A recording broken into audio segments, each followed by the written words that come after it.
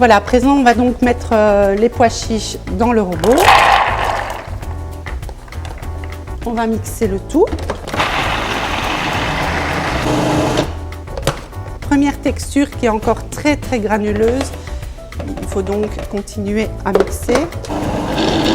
Donc maintenant on va mettre les oignons à hacher, le persil et la coriandre. Et on va mixer le tout.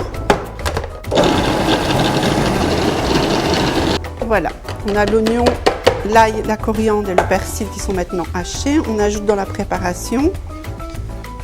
Alors on va ajouter l'assaisonnement. Donc ici, on va ajouter le sel. À savoir que les pois chiches c'est très fade, donc il ne faut quand même pas hésiter à assaisonner. Le cumin en poudre, la farine de blé ou la farine de pois chiches qui va être le liant au falafel. On va mélanger la préparation. Alors notre préparation, quand elle est faite, on va la laisser reposer au moins 1 heure au frigo. Et puis ensuite, on va façonner nos petites falafels.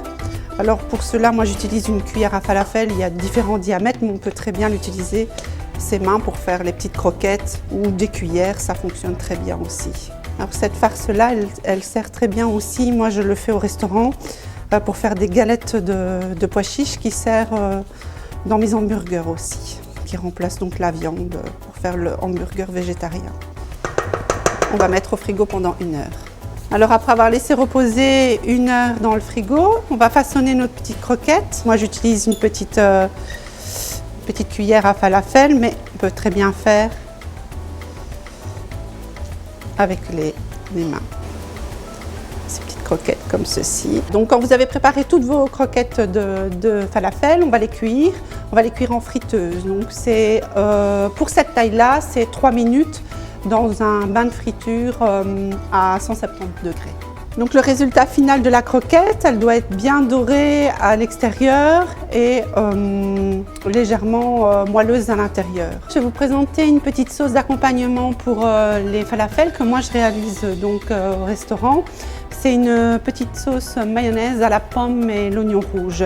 Donc pour faire cette recette, vous avez besoin d'une pomme.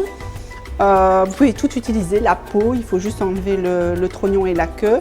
Vous avez besoin d'un oignon rouge, vous mettez tout dans un petit bol comme ceci haut pour pouvoir mixer après. Vous avez besoin d'une cuillère à soupe de moutarde, un jaune d'œuf, de l'huile, 250 ml d'huile tournesol et du poivre et un peu de sel.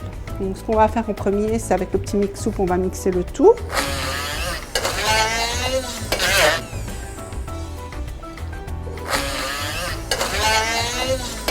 Et voilà.